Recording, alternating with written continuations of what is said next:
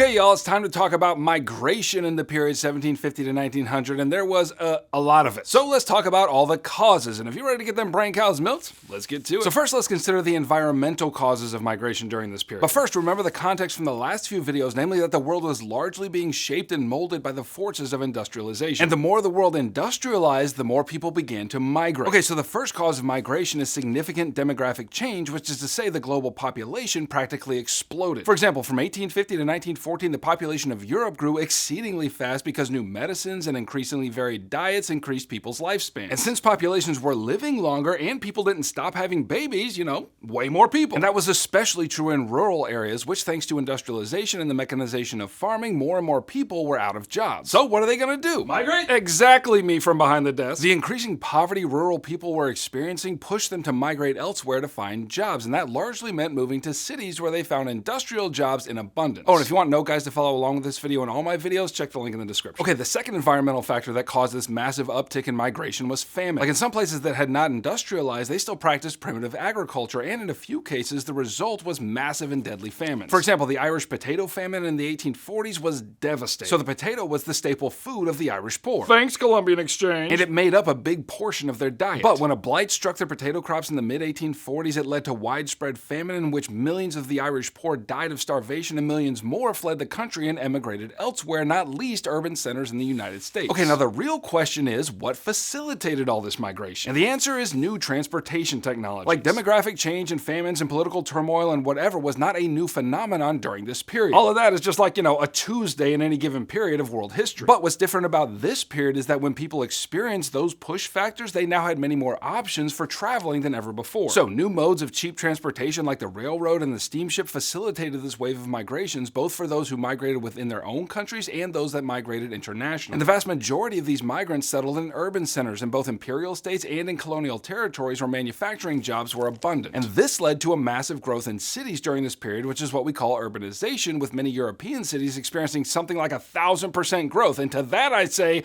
dang. But these transportation technologies also had another effect. Many migrants left their homes and never returned from their destination societies, but some of them took advantage of the cheap transportation and returned home. For example, in the last part of the 19th century and the early part of the 20th century, hundreds of thousands of Lebanese merchants migrated to places like Argentina and Brazil, both for economic opportunity and to escape the religious persecution of the Ottoman Empire. And because the departure and arrival of steamships and seaports throughout the Americas was kind of like a daily reality, a large portion of them were able to return home. So, that's nice. Okay, now finally, we need to consider the economic causes for migration, and essentially this boils down to people moving because they needed to find work. And there were basically two flavors of this kind of job-seeking migration. First, some migrants relocated elsewhere freely based on their own decisions and desires. Like they considered their own joblessness and their economic suffering, and they were like, this is dumb, I'm gonna go find a job somewhere else, and so they migrate. And during this period, lots of migrants to the United States fit that particular category. Millions of Irish, Italian, and German immigrants left their home societies and relocated to the urban centers of the East Coast of America. And then on the Western Coast, millions of Chinese immigrants relocated there to find work in the booming railroad industry. But the second flavor of migration for work wasn't as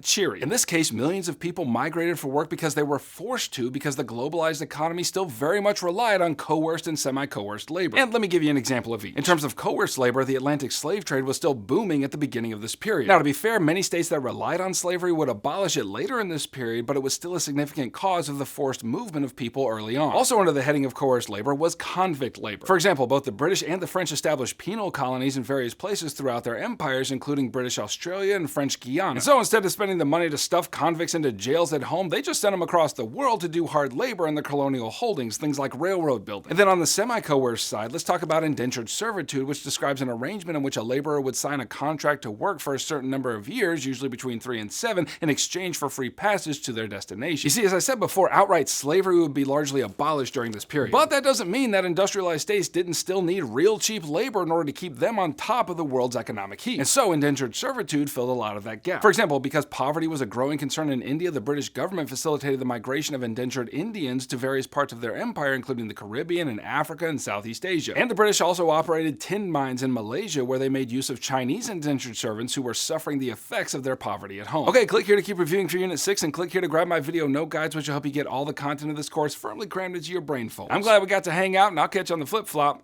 Heimler out.